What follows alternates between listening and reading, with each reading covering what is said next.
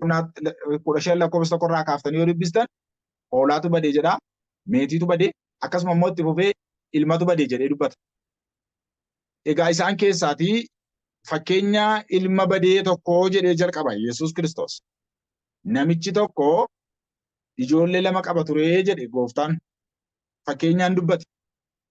Ijoollee 2 qaba, tokko hangafaa, inni kan biraan immoo quxisuusaati. Guyyaa tokko inni quxisuun maal jedha abbaa isaanii, amma waan qabnu qabeenya si wajjiniin qabu, qabeenya mana kana keessaa qabu, isaa waan kana dhiisuu hin dandeenye yommuu bare, yommuu ejjennoo ilma isaatii sana bare, qabeenya isaa hundumaa maal godheedha? Hiree kenneefii jedha. Qabeenya ati qabdu, waan ati na biraa qabdu, isa kana jedhee hiree kenneef. Sana booda ilmi kun qabeenya isaa calleeffatee waan qabu hundumaa horiitti jijjiirratee fudhatee mana abbaa isaatii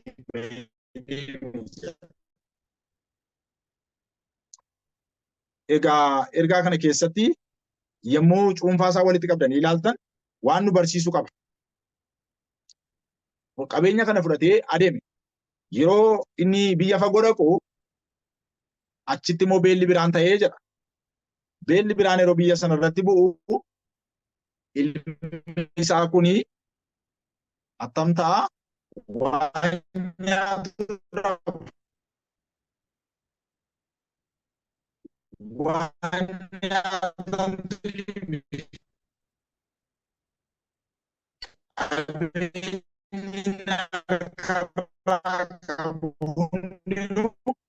innume humnaan bunna ajjeesuun ka'ee dhaqee nama tokkotti of gateedha sagalee Waaqayyo asirraa. Dhaqee nama tokkotti of kenne. Namichi sunis maal godhe? Lafa kaa'uudhaaf namicha san mucaa qabeenya fudhatee manaa ba'ee bakkeetti immoo biyya beelaatti immoo dhaqee beela'ee waan qabu harkarraa fixatee dhaqee isatti kooluu gale kana maal godhaa? Booyyee haa tiksuuf lafa darabaa isaatiitti isa erge jira. Booyyee haa tiksuuf. Macaafa qulqulluu keessatti booyyeen maal akka ta'e seenaa isaa hin dubbata macaafa qulqulluun. Egaa namichi kuni mucaan kun booyyee tiksuudhaaf gara darabaa dhaqe. Achitti beelli biraan hafe. Iddoo darabaattis beelli sun isa biraa waan hin hafiniif waan nyaatu dhabnaan qoloo booyyeen nyaatullee argachuu hin kajeela ture jedha tokko. Lammaffaa garaasaa guuttachuullee hin barbaada ture jedha. Nyaatee garaasaa guuttachuullee hin dadhabe jechuudha. Isuma booyyee nyaatuyyuu. Booyyee tiksuun manaa ba'uun rakkoo biraa. Kennuun rakkoo biraa. Beelaan baddu ba'uun rakkoo biraa. Dhumarratti dhaqanii booyyee tiksuun rakkoo biraati. Laga darabaatti gadi bu'uun. Ilmi mana keessa ture. Ilmi qabeenya abbaa isaatii qaba ture. Dhaqee booyyee tiksuu eegaluun salphina.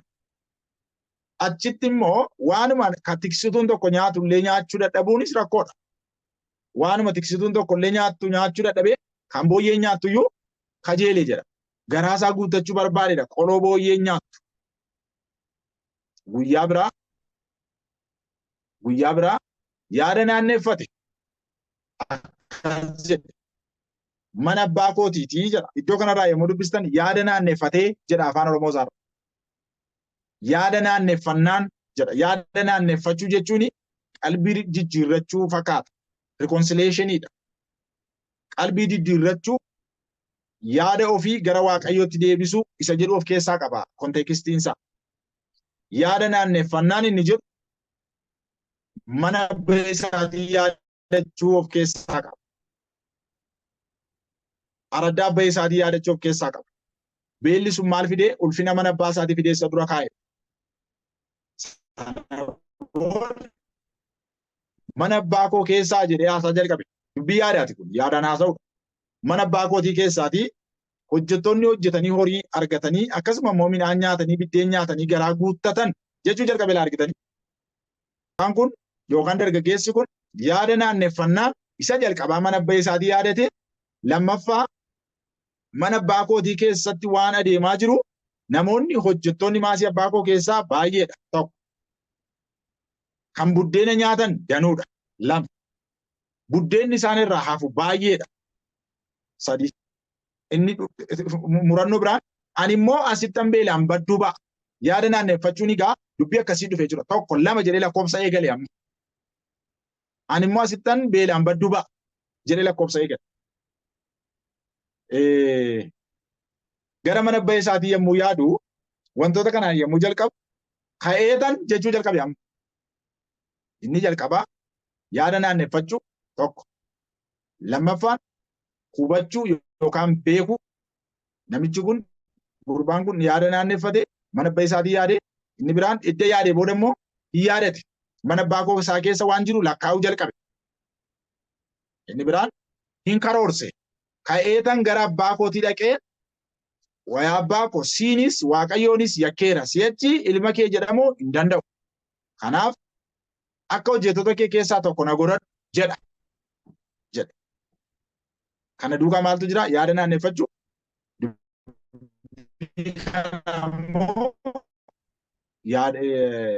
Yaadachuu dhiyuu isa jedhutu kee jira jechuudha. Lapheesaa gara mana abbaa isaatti deebisu, gara waaqayyootti deebisu. Waaqayyoonis yaadatee, abbaasaas yaadatee, ka'eetan gara abbaa kootii dhaqanni jedhu immoo aakshiniidha.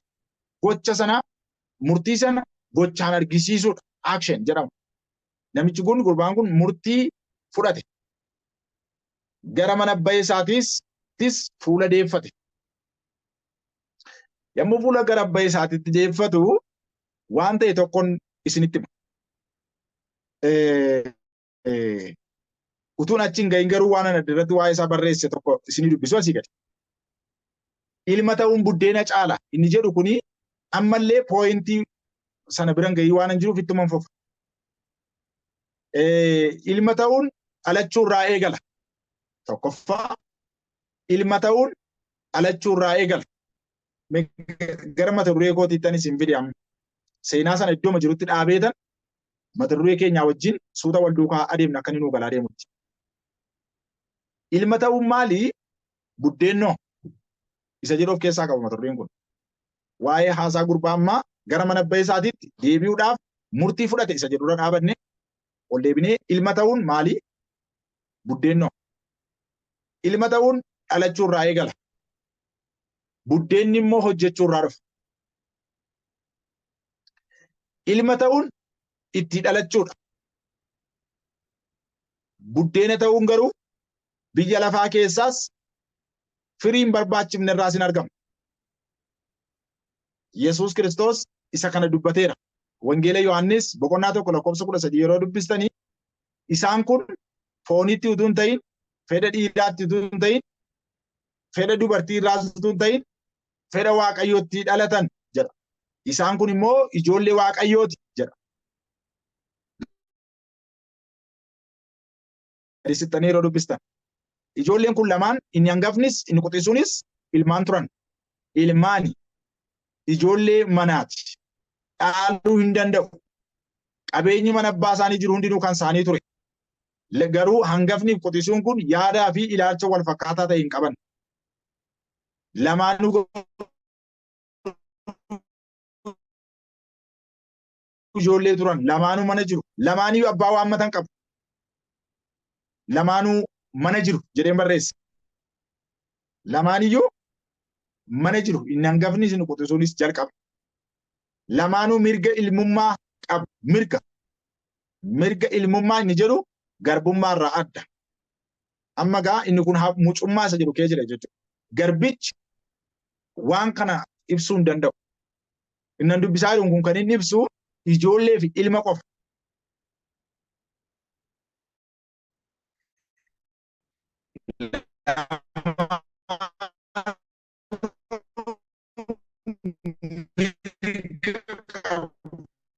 Mirga dubbachuu, mirga dhaaluu, mirga abbaa isaanii wajjin dubbachuu, mirga waan argatan waan isaanii kan inni qabu hundinuu kan isaaniiti.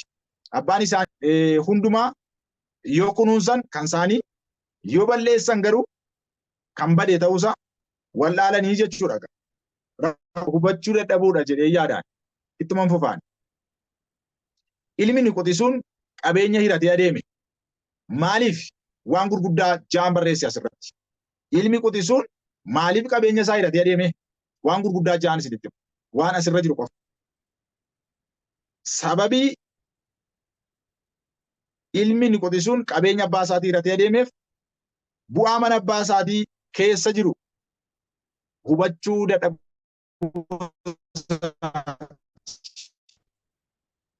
dadhabuu isaatiin jalqaba.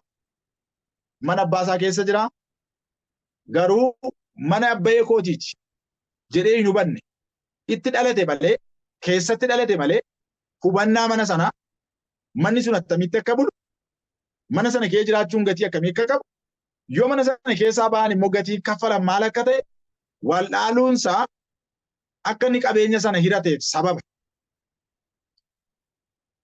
Inni kun ishuu fi dhimma dibeetii ammaati. Dhimma irratti wal falmisiisuudha. Mana jiraatanii itti dhalatanii baay'een keenya amantii kana yookaan kiristaanummaa isaa wangeela jedhamu kana maatii keenyatu amananii maatii keenyatu keessa jiraatu itti dhalanne itti dhufnee ta'uu danda'a. Baay'een namoota akkas ta'uu danda'u. Garuu akkasitti qofaan hin danda'amu. Beekuudhaan danda'ama. Bu'aan mana Waaqayyoo keessa jiraachuu, bu'aan fuula Waaqayyoo dura jiraachuu, bu'aan ayyaana Waaqayyoo keessa jiraachuu gaafa keessa jiraatan namaa galuu dhiisuu danda'a. Isa jedhu ibsa implikeeshinii dubbii kana.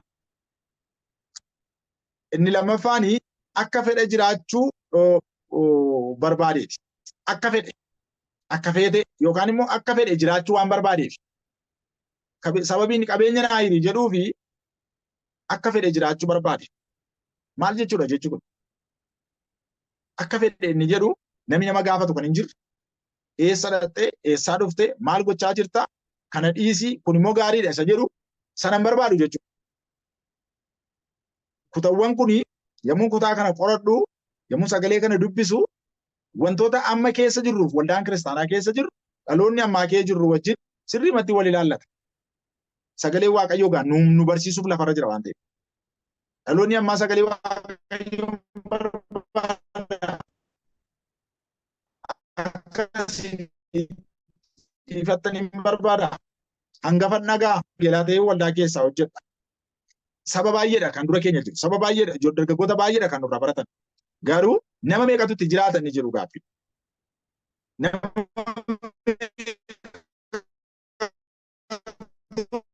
Abboommii Waaqayyoo barbaada. Yoo isin ifattan kan hin barbaanne, yoo isin dubbattan abboommii sana jala buluu kan hin barbaanne har'as jiru jechuudha. Dargaggeessi kun nama akkasii ta'e. Sababii kanaaf sadaffaa bulchiinsa abbaa isaatii jala buluu hin barbaanne. Bulchiinsi abbaa isaatii suni adiministireeshiniin suni bulchiinsi abbaa isaatii sun maal akka ta'e waan hin hubatiniif isa jala buluu hin barbaanne jechuudha. Bulchiinsa abbaa isaatii jalaa bahuu isaati. Qabeenya koo naa hiri si wajjin hin jiraadhu ilma kee jedhamuu hin barbaadu jechuun maal jechuudha? Bulchiinsa kee jala hin jiraadhu. Inni dhumaa arfaffaan qabeenya hundumaa harka isaatti qabachuu barbaade. Harka isaatti qabachuu. Bulchiinsa abbaa ofii jala buluu diduuni bulchiinsa Waaqayyoo jala buluu diduuni gatii nama baasisa. Isa jedhutti hiikuu dandeessu. Qabeenya sana hundumaa harkatti qabachuu barbaade. Abbaan isaa garuu qabeenya qabu hundumaa harkatti kennuuf hin barbaanne. Calleeffatee jechuun kaashiidha jechuudha harka isaarra jira. Calleeffatee. Nuyi amma yommuu Waaqayyoof hojjettan, yommuu fuula Waaqayyoo dura jiraattan hundumtuu callaa ta'e harka keessan irra dhufu. Waaqayyoo waan nuyi hojjennu hundumaa lakkaa'ee harkatti akka inni nuu kennuuf miti. Mucaa ta'uun, ilma ta'uun, isa abbaarraa dhalate ta'uun uffachuudhaan hin madaalamu. Buddeenaa wajjin hin madaalamu. Isa jedhu of keessaa qaba dubbichi.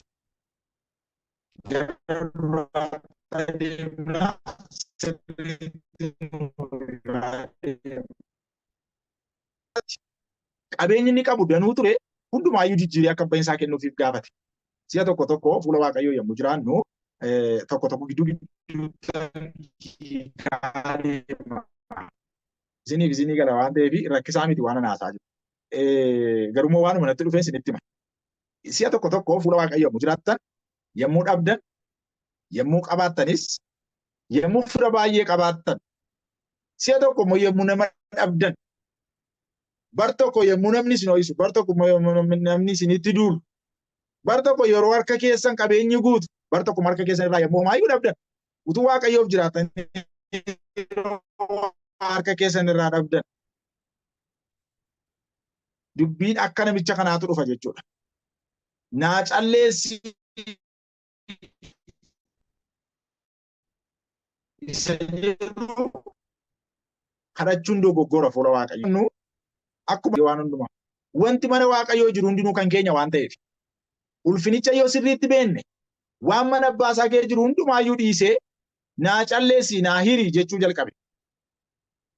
Baay'ee yaada gadi bu'aattamii tokko. Waaqayyoo gatii dadhabbii keessanii gatii isaaf jiraachuu kaashii godhee isinii hin kennu. Inni jireenya barbaraati waan ta'eef isa keessaa fudhatanii hin galan yoo manicha keessaa fudhatanii hiratanii hin ba'ani. Iddootti hiratanii ba'an miti. Iddootti gatii ofii isaanii fudhatan miti.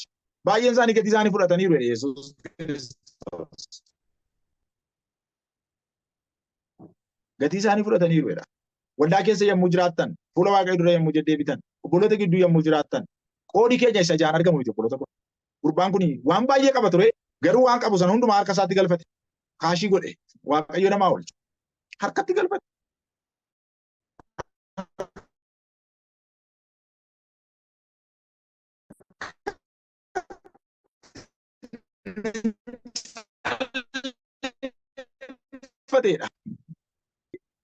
Kan maasitu hundinuyyuu qabeenya isaa calleeffatee horii isaa fudhatee gala ture.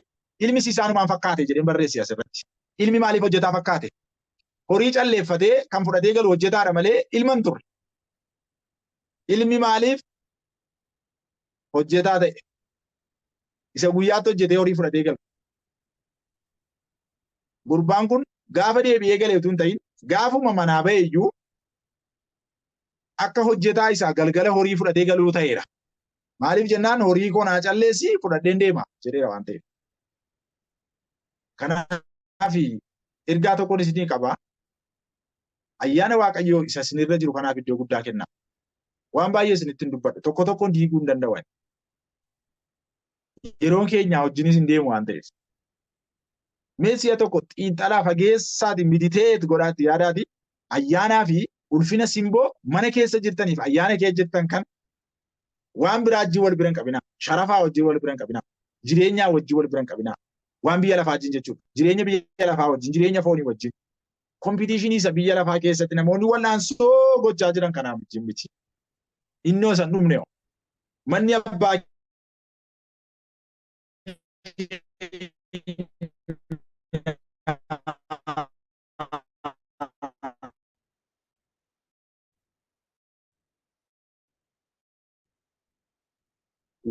waan qaba. Innuu manni abbaa keenyaa keessa. Manni abbaa keenyaa iddoo nu hirannee fudhannee qooda keenya fudhannee manaa gadi baanu miti. Iddoo galanni Waaqayyoof haa ta'u. Obboloota koo gooftaan nu haa gargaaru. Isaanii fudhatanii galaa turanii, qabeenya isaanii fudhatanii qalleeffatanii fudhataa turanii, ilmi quxisuunis akkasuma ta'e, ilmi quxisuun maaliif qabeenya abbaa isaatii hirate inni jedhugaa inni biraan biyya fagoo deemuu barbaade karoora baafate biyya fagoo. Biyya fagoo jechuun lookeeshinii biyyaadhaan duwwaadhaan hin murtaa'u. Namni utuu mana Waaqayyoo kee jiru, utuu mana abbaa isaa kee jiru, utuu wal bira jiru yaadaan baduu danda'a. Biyya fagoo, biyya diidaa dhaquu barbaade namichi gurbaan kun. Mana keessa jira, garuu yaadi isaa waan biraatti hidhameera. Qalbiin isaa biyya fagootti hidhameera. Wangeela keessa jiraachaa, saba Waaqayyoo gidduu jiraachaa, maqaa Waaqayyoo waammachaa, har'ayyuu fagootti hidhamanii kan jiran baay'ee. Yaadi isaanii kan isaan gototu. Hawwi isaanii kan isaan gototu.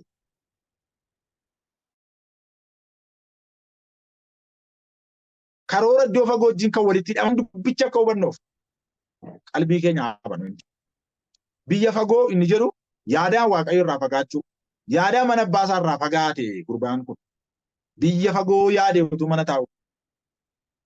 Yaadi isaa already hatameera, gurgurameera, sharafamee jira. Kana kan godhu waatu ala jira hidhata. Kan inni biyya fagoo deemuu barbaadeef inni biraan hidhata badaa qaba ala. Isatu isaan harkisa. warra gaalamootaa wajjin jedha danirraa yeroo dubbistan warra gaalamootaa wajjin horii isaa dhaqee nyaatee fixe. Warra eenyu wajjin? Warra gaalamootaa wajjin. Isaan ala jiru. Warri alaa kun hidhata bade jechuudha dargaggeessi kun. Mana abbaa isaa keessa jira, hidhata alaa qaba. Hidhata waa balleessan, hidhata abbaaf hin abboomamne. Hidhata warra qabeenya kee hidhadhu bahiigi jedhan ala ta'ani. Hin ta'u maaltu asitti si rakkise? Maaltu si gidirse? Iyyuu waan baay'ee dhageenya obboloo tokko waan baay'ee dhagaa ooltu mini. Waan baay'ee dhageessu. Waaqayyoof hojjechuu kana iyyuu bakka lamatti hidhanii kan nutti himantu jira. Bakka lamatti. Waaqayyoof hojjechuun akkasitti utuu hin ta'in karaa bizineesii argisiisurraa kan jedhanii nutti himantu jiru. Wangeela lamatu jira jechuudha akka isaan jechaa jiranitti. Wangeeluma kanaafuu waaqayyo maafuu yommuu hojjettu karaan isaa isa kana utuu hin ta'in isa biraadha jedhanii kan nama barsiisan baay'ee. Yoo dubbicha hubanne egaa dhaabbachuu dandeenya. Kanaaf hidhati badaan immoo maal godha? Sagalee waaqayyo amala isa gaarii maal godha? Mancaasa. Namni kuni hidhati badaan kun alatti isaan harkise. Alatti isa gotote. Abeeliin obboleessaa maal godhe? Hin qale. Dhiiga isaa dhangalaase. Gaafa waaqayyo eessa jira obboleessi kee jedhu immoo ana hedduu obboleessa kootiiti jedhee deebisa. Ana hedduudhaayi jedhee deebisa. Dhiigni obboleessa kee lafaa gara kootti iyyaa jedhe waaqayyo. Kana jalaa bahuu hin dandeessu kaa'e. Diddus, eekamtus, miti jettus bahuu hin dandeessu kana jalaa. Egaa har'a billaanis jira, birriinis jira jechuudha. Qarshiinis jira. Kaan qarshiitti nama gurguraa, kaan immoo billaadhaan nama qala. Isa foonii duwwaa miti kana jechaa jiru. Isa spiritualiidhaan nan dubbadha. Biyya lafarratti inni foonis jira moo hin jiru? Jira. Biyya keenya keessa jira. Yeroo namni diina walitti ta'u bara dhumaati waan ta'eef. Yeroo namni obboleessa isaaf hin dhiinne, yeroo namni obboleessa isaa hin jaallanne, yeroo namni nama ajjeesaa jiraatu bara akkasii keessa jira.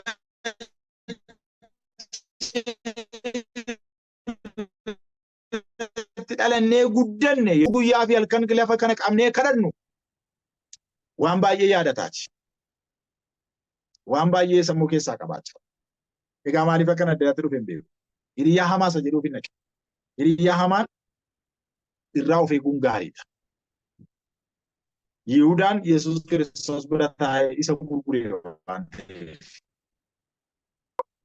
Waan tokko yaadaa. Waaqayyo qalbii keenya habanu.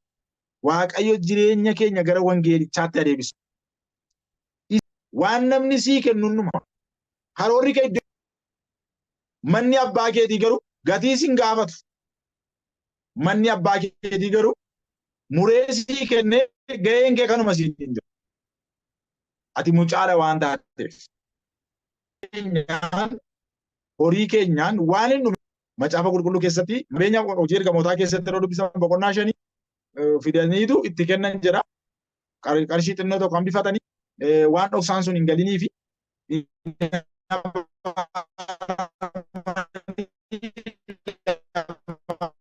achitti du'aniidha. Tokkoffaan isa kana. Lama horii kana fudhadhuuti maal godhi? Qabeenya kee waan ittiin hojjettu ayyaana fi horii sii ilaannaa'edha. Mul'annii fi wangeelli horiidhaa wajjin wal biran qabamu.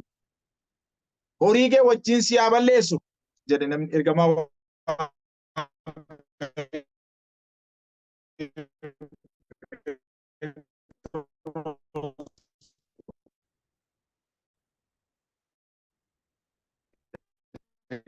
ergamaan kun jabaadha baay'ee. Egaa kanaaf jiraachuu hin dandeenyu jechuu jalqabeera. Namni jiraachuu hin dandeenyu akkasitti jiraachuu hin dandeenyu. Waa ta'eetu dugda duuba jira. Bizineesii biyya kanaa dugda duuba, ikoonoomii biyya lafaa kana dugda duuba ispiriitii ta'ee jira. Kanaaf influensi godheeti dhiibee gara jal'inaatti dhiibee waan hin barbaachifne keessa akka lixuu fi dhiibbaa irratti godha. Iddoo kanarratti egaa horii keetiin ayyaanicha fakkeenya keessatti hin gurgurinii. Yoo argite maal godhi? Biti. Yoo argite maal godhi? Biti ogummaa sana.